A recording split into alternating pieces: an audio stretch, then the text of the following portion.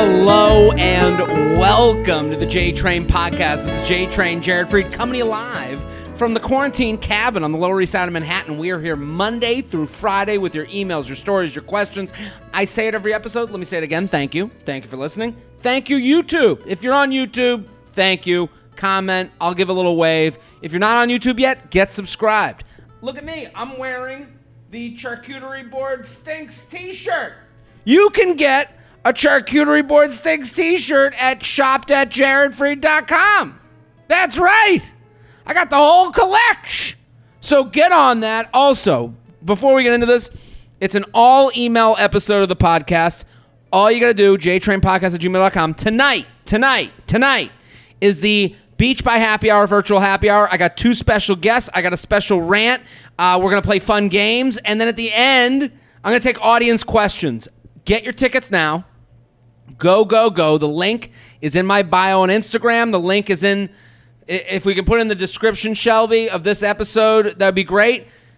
If you are in a position where you cannot afford the ticket, it's $10. I totally understand. No judgment.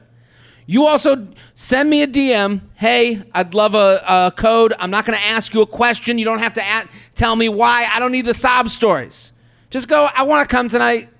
Hit me with the code. All you got to say, we'll have a secret password. Hit me with the code, bitch. That's all you got. Write me, hit me with the code, bitch.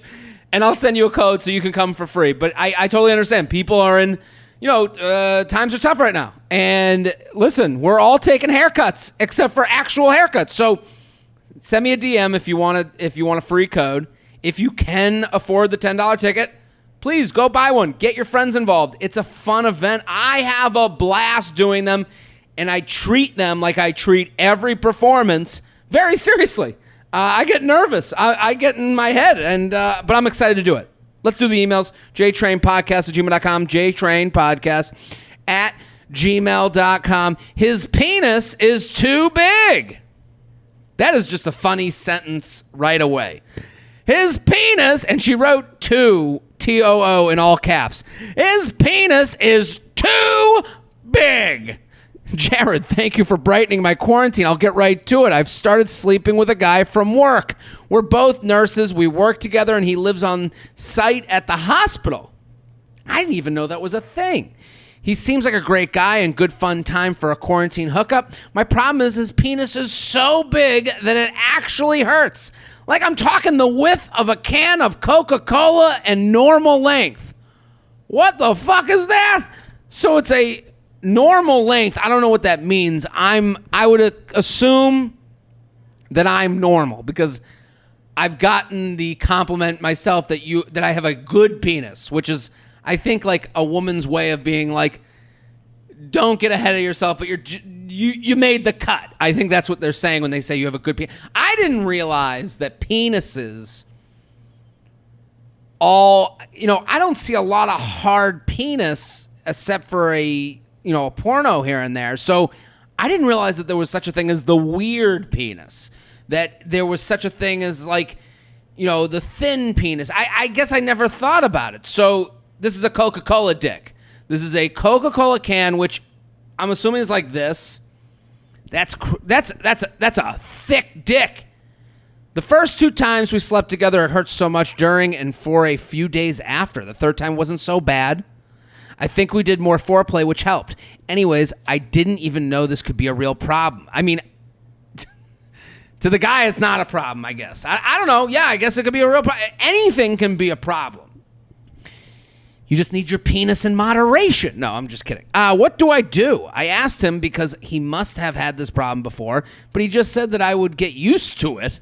But I'm worried, does get used to it mean we're just permanently changing my anatomy? Because no thanks. And I don't know if this is the guy I'll end up with forever. He's really hot and we have fun, but during sex I have to be quite tense and we can't really let loose, if you know what I mean, due to the fact that it's constantly on the line between pleasurable and painful. Anyways, what do? Is this doomed? Can you shrink a penis? Help. I don't think you can shrink a penis. But sometimes the email gives me a little insight. There's one line in this email that is worrisome. Anyways, I didn't know this could be a real problem. What do? I asked him because he must have had this problem before, but he just said that I would get used to it. I don't like that response at all. Like, I can't imagine that in any circumstance with sex that if my girlfriend came to me and was like, Jared, your penis is too big. I mean, now I'm writing my own fan fiction. Jared, your penis is just too big. Oh, baby, you'll get used to it. The rest of them do. And then you just see women limping down the street. Like, I don't know. Like, I don't know. That's not a good response. You have to have empathy in everything. So his response scares me because I wouldn't want a sexual partner that just disregarded my comfort in general. Male, female, straight, gay, lesbian, whatever it may be. I would just say, I think you got to go back to him and go, hey, get used to it is not a good enough answer. I would go back to him and be like, hey, if you're telling me to get used to it, then this must have been an issue in the past. What did those other women do? Did they just not say anything after you told them to get used to it? Like, get used to it.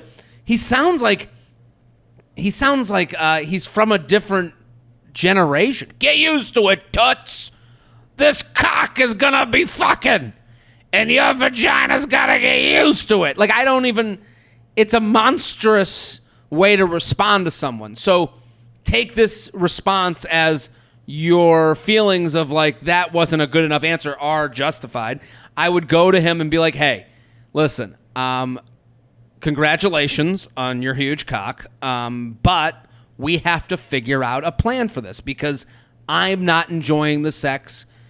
Even if you're enjoying and I'm not enjoying, then this isn't a fun game to play and we'll have to move on. And if you can't understand that or try and, be reasonable and kind of work out a solution, like I would put down a pad of paper, I'd draw the penis out and be like, how are we going to work this out? He's got to negotiate with you where he doesn't. And if he doesn't, you got to move on. jtrainpodcast@gmail.com. jtrainpodcast@gmail.com. Fun weekend or ruin a friendship? These emails keep getting better and better. I found myself in an incredibly awkward position where I feel like I have to choose between ending a 20-year friendship or enduring the worst 4th of July weekend of all time. I'm 25 years old and have a good friend of 20 plus years. So you've known this person your whole life. She recently started dating a new guy and they got very serious very quickly. She moved in with him 3 weeks into dating as her lease was up, and after a month she told me she's definitely the one and they've started talking about marriage. Insane, I know. I was alarmed but had no choice but to be supportive as she already moved in with the guy. After they started dating, I met her new guy a few times in group hangout settings throughout the past few months, and besides a few inappropriate jokes, comments, he seemed fine enough. Okay. After these few hangouts, I decided to invite her and the new guy to a beach weekend for the 4th of July I had previously planned with other friends. I rented a big Airbnb at a nearby beach and have 5 friends planning on coming, plus my friend and her new boyfriend now. Here's the issue. This past weekend, I invited my friend and her new boyfriend to 2 different get-togethers, including the other friends that will be in the 4th of July weekend. My friend's new boyfriend was absolutely horrible at both events. Ooh, he biffed the landing. At the first event, he got hammered and insulted almost everyone there on such things as their career choice, where they're from, and general interests. At the second event, he again argued with everyone at the brunch, insulting their educational choices, was ranting about how civil rights are dumb and the coronavirus is fake. Ooh, this guy really makes an entrance. No, I'm not making this up, and we were all in shock. Multiple people at the brunch table asked the guy to please stop talking, and he wouldn't shut up. Ooh. This is a really bad time for people who speak without thinking. It's because everyone, I'm being very nice. I understand that. You might be saying I'm giving this guy way too much credit and people like him too much credit, and I can understand where you would say that. But my point in that is saying this is a bad time for people who spout off because you can be really offensive really quickly. Whereas if you're at a brunch and the conversation is about, I don't know, the weather, it's not as as hot, and it's not as affecting other people. I hope you guys know what I mean. I'm just saying, like, it is bad landscape for your friend who's like, I'm just obnoxious. That is fine at some point in life, but right now, these months that we're in, that friend needs to stay in, and it sounds like this is that friend. Needless to say, after these two events, multiple friends of mine that were planning on going to the 4th of July weekend have since texted me saying they're not sure they're willing to go anymore if my friend and her boyfriend are coming. Since he's so tough to be around, they think it will ruin the weekend as he ruined both hangouts this weekend. This leaves me in an awkward spot as I was the only one who invited him and now feel responsible for potentially ruining the weekend with his presence. I see my options as, well, first of all, before you get into your options you're going to write out, don't be so hard on yourself. You were being inviting. You were looking to lend an olive branch to a friend. I think right now, again, I'm being kind, considering the atmosphere. Intent isn't taken into account, and I think she's like hammering herself and she's forgetting to like realize her intent. Her intent was to include her friend who's gotten very serious with her boyfriend, and she knows that this is a 20-year friendship that she wants to make sure stays a friendship. So the emailer, thank you for emailing. I think you're very, even writing this email is a favor to your friend who has the boyfriend who sounds like a monster to me. Here are her options as she writes it. Call my friend and let her know her new boyfriend's behavior was very off-putting this weekend, so they're no longer invited to the beach. I know this is likely a friendship ender as she is blinded with love for the guy and will likely... blinded with love for the guy and will likely take this as a personal attack. Okay, 2. Suck it up and endure 5 days of this guy's behavior, hoping my friends will do the same and will still come to the weekend.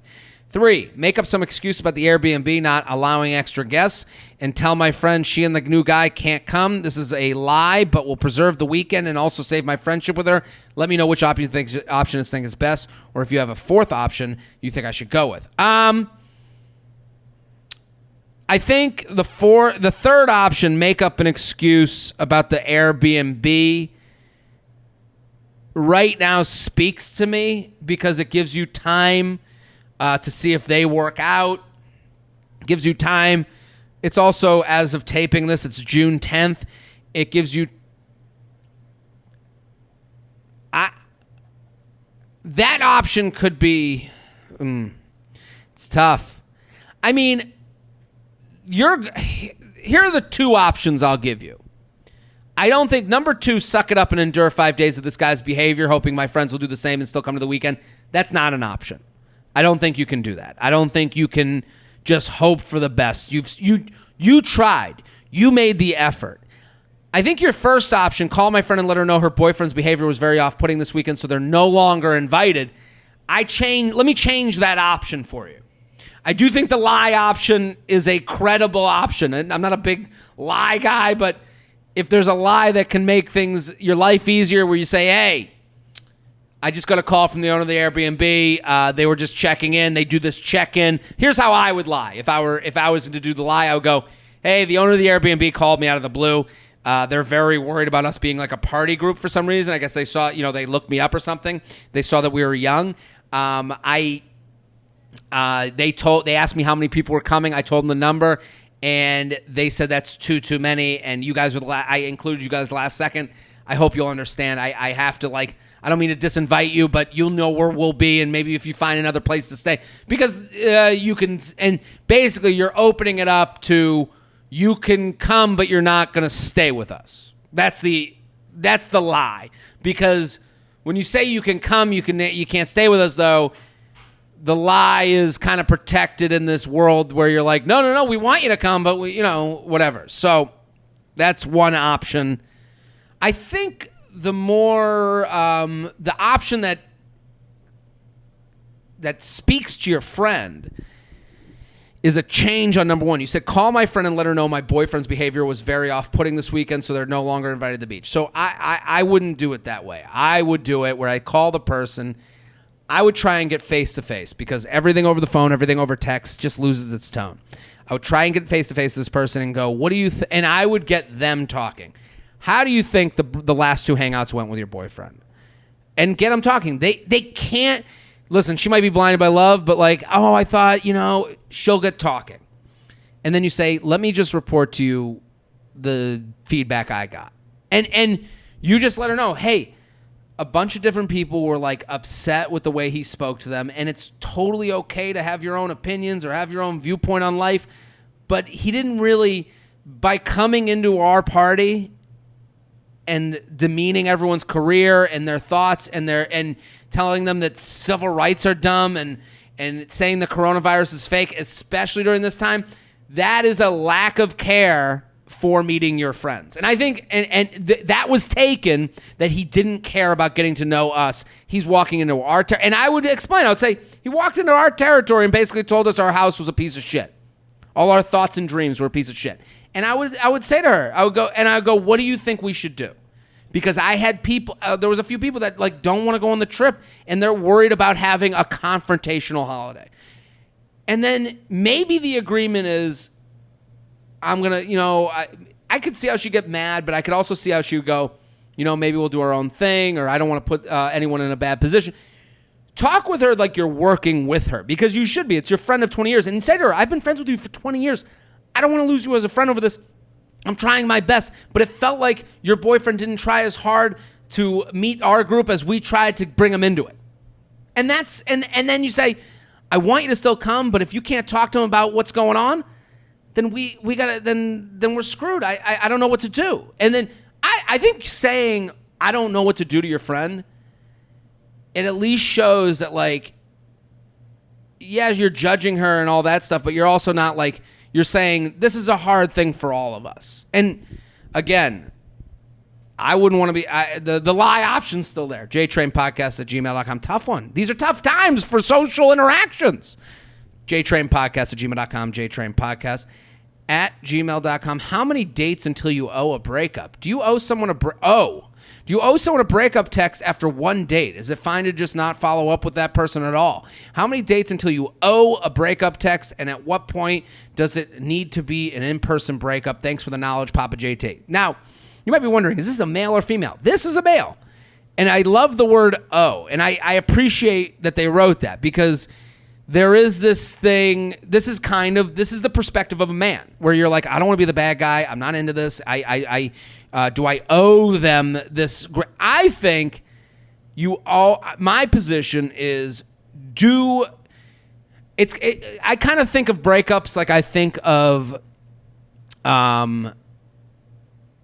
of black tie optional events. If it's black tie optional, I go black tie. I don't, I don't go less than black. I don't do my own thing. So again, if after one date you guys have texted for a while and you go on a date and then they reach out to, and then you say to them, and then there's no contact from them, let it be, let it fizzle. But if they reach out to you, you go, hey, I really had a good time with you. It was great to meet you, but this is not the match for me. And I hope you understand that. And I know we've only met once. Admit to it. I know we've only met once, but this is, I just want to let you know so that you're not wasting your time texting me when you could be texting someone else. And I think get out of your head the owe thing. You don't owe anybody anything. You went on a date, you gave it a shot, and it didn't work out. That's fine. You didn't feel the romantic match. But do what makes... I think that you can be selfish with breakups. You will feel better, and I am telling you that you will feel better when you go reach out to someone that, even if in the court of public opinion, can you believe he told me he didn't want to waste my time after one date? Someone will go, yeah, well, that was nice of him. jtrainpodcast@gmail.com. jtrainpodcast@gmail.com. Let's do some sponsors. We are sponsored every week. I want you to go, if they can give you money towards something you would get, I want you to use the sponsor because it helps this show. Doesn't that sound good? That is like the best thing you can do, because then they're giving you money, they're giving me money, and we're all working together. Brooklinen, you can get 10% off your first order, free shipping when you use promo code JTrain at brooklinen.com. Postmates, $100 in free delivery credit for your first 7 days. Download the Postmates app, use the code JTrain. FabFitFun. Choose from a variety of beauty, fashion, fitness, and wellness products to customize your box. Get $10 off your first box at fabfitfun.com. Ritual Vitamins. Better health doesn't happen overnight. Get 10% off, 10 your first 3 months at ritual.com/JTrain. ExpressVPN. Protect your privacy online and watch streaming services anywhere in the world. Get 3 months free at expressvpn.com/JTrain. Those are our sponsors this week. Go, if one of those speaks to you, then let's, get into it. Let's do some quick hits. Hit the music, Shelby.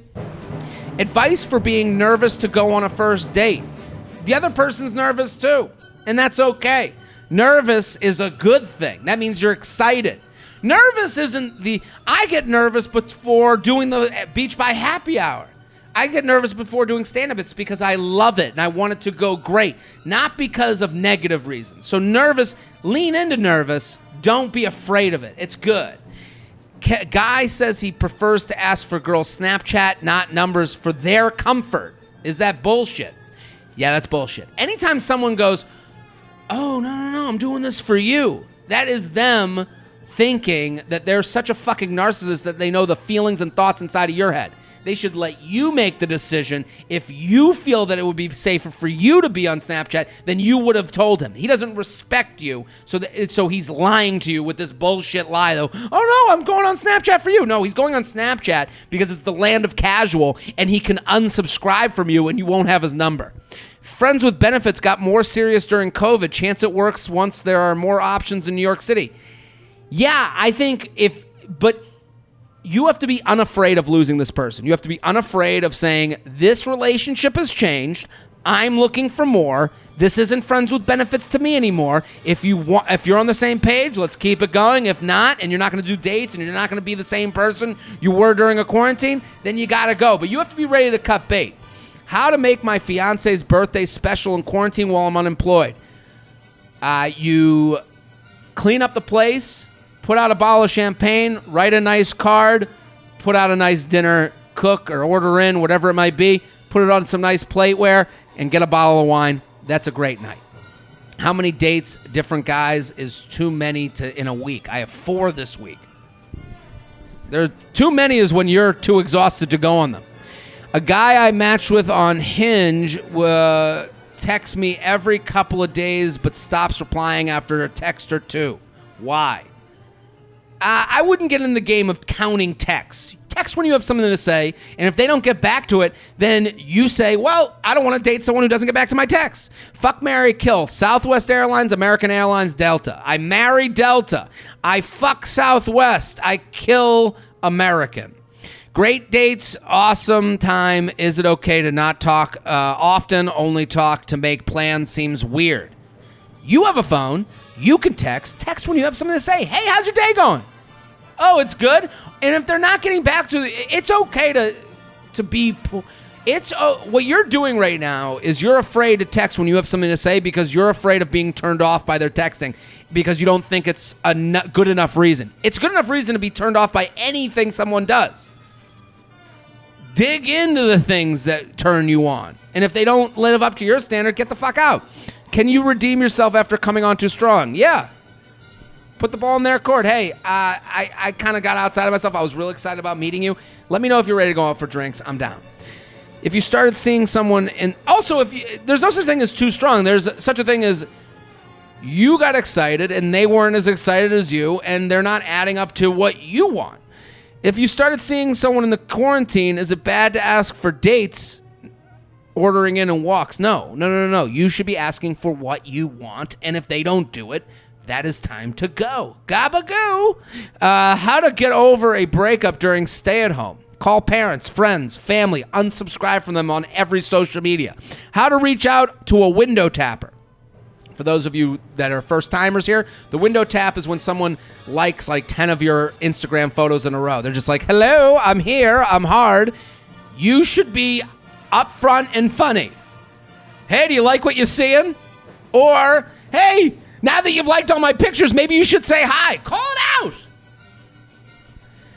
Moving to a new city in 2 months. When can I change Hinge location? Whenever you want. Just be upfront and honest. Boyfriend got a Bumble alert, says it was a push notification and he'll delete the app. Ditch him? Ooh. The idea that he got a Bumble alert is worrisome.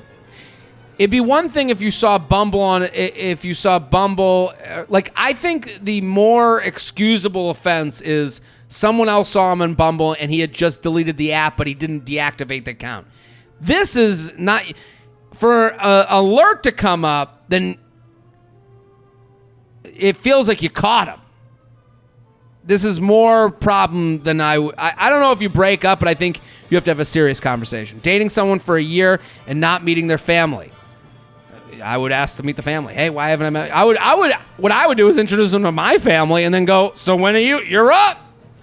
How do you avoid getting and giving in too much the munchies? I mean, that's the fucking story of my life. All I do is wake up and eat. That's if I didn't eat after 11 o'clock at night, I would be 3 pounds. Is there a difference between your boyfriend saying I love you and saying I'm in love with you? No. The Peanut Gallery just said that I've never said I'm in love with her. I'm in love with you. Is that okay? No? Why not? You want to see? You never win. You never win. No, I'm just saying I love you. I'm in love with you. To me, I would take them as the same and not look at, like on The Bachelor this season, or on Listen to Your Heart, which no one watched, I watched. Listen to Your Heart, they had this thing where the guy was like, I'm falling in love with you. And it felt like this like side door to like not saying I love you, but to be like, I'm on the road to I love you. And then people just took it as an I love you. And I kind of like that stance where it's like, yeah, just that's what they are. Like, and at some point, if it ends, I think a lot of people like hang on this. They go, well, you told me you love me. And then they go, no, I said I'm in love with you. And then you'd be like, you're a fucking crazy person. You were just trying to manipulate me. So if you're going to use that again, I'm saying if they're going to use that against you, then you don't want to fucking date them in the first place. And you're going to find that out at some point. Bring back the stash. I think I'm done with the stash. I saw you live in Boston. You were great. I have a longer Corona dating question. Can you DM? No. Send an email, jtrainpodcast@gmail.com. I'm also going to be back in Boston in November. Just finished HBO's Crashing. Is it real that comedians have to bark to perform? Is Esty real? Esty is real. We texted the other night. I saw her the other night on Zoom. She's great. I love Esty. Crashing is about comedians. She's asking, the barking is the people on the street going, comedy, comedy, comedy, $10, who wants tickets? Some of those people are doing that to make legitimate money, and other people are trying to get tickets sold so they can go on stage in exchange for selling the tickets. So yeah, barking is a legitimate thing that people do. Personally, you can go so many different routes to get into comedy. I went to a lot of open mics where you get a drink and you go on stage for 5 minutes and nobody laughs. And, that's the story of my life forever. So that's, and they're still not laughing. Best way for divorced moms to date. Honest, open, and be sure you're over your divorce. Transitioning from college to big girl job. Stop calling it a big girl job. If money wasn't concerned, what would your dream vacation be? Beach by noon, baby. Been on 2 amazing dates, but can't keep up with texting. What's the deal? Text when you have something to say, and let people, and if they're disappointing you, be okay to leave them. My ex keeps reaching out to make small talk. How do I tell him to stop? What the fuck does he want? Stop wondering what he wants. Just say, hey, stop texting me. We're broken up. Are you going to move out of NYC? I don't think so. For now, no. A guy says he needs to fix himself before giving himself to someone else. Future hope? No. He's using an emotional excuse that will ward you off more. So guys do this a lot. They'll try to speak in like female emotional terms to get someone to get why they should leave them alone. He's just trying to create an excuse that you'll understand or will allow. That you'll allow. Oh, you don't know. I've had such a hard life. Do they buy it? Am I out yet? Why do guys cancel dates after rescheduling them? To keep you on the hook. We don't just throw away leftovers. We put it in the fridge for when we're ready for them. That's the podcast. We're here every Monday through Friday. Come to the happy hour tonight. Ticket link in bio. Beach by happy hour tonight at 8. Get that ticket.